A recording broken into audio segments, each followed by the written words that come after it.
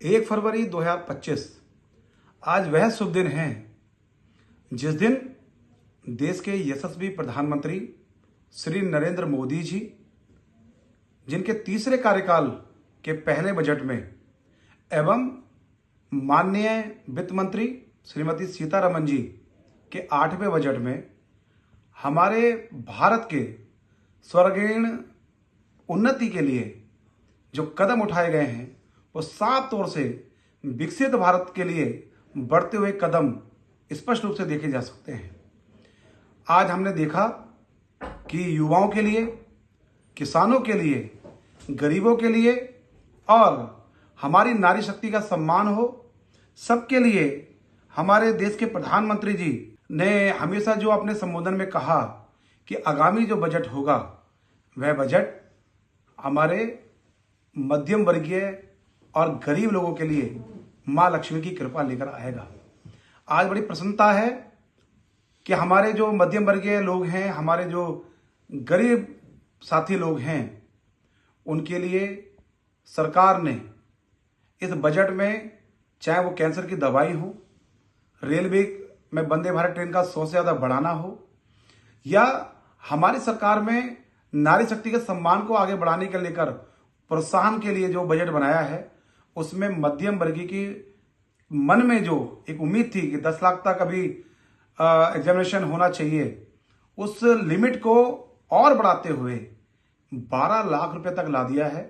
यानी कि 12 लाख तक आयकर पे पूरी तरह छूट कर दी है। निश्चित रूप से ये आंकड़े दर्शाते हैं कि अगर समझा जाए तो मोटा मोटा हम समझ सकते हैं कि जिसकी इनकम 8 लाख रुपए है, इनडायरेक्टली उसको 30,000 रुपए का छूट हुई है। 9 लाख तक जिसकी इनकम है उसको 40,000 रुपए के लगभग आय हुई है। 10 लाख रुपए वाले को लगभग 50,000 तक की छूट हुई है। इनडायरेक्टली हम बात करें और समझें इस बजट को तो 30,000 से लेकर 1,10,000 रुपए तक अपनी आय पर सीधे सीधे हमारे मध्यम वर्गीय को छूट हुई है। इसके अलावा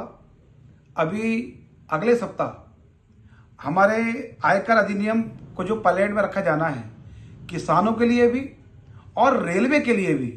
और हमारे गरीब, हमारे युवाओं के लिए, नारी शक्ति के लिए विशेष अधिनियम जो भी प्रस्तुत होना है। और आज जो बजट हमारा आया है ये साफ दर्शाता है कि देश के प्रधानमंत्री जी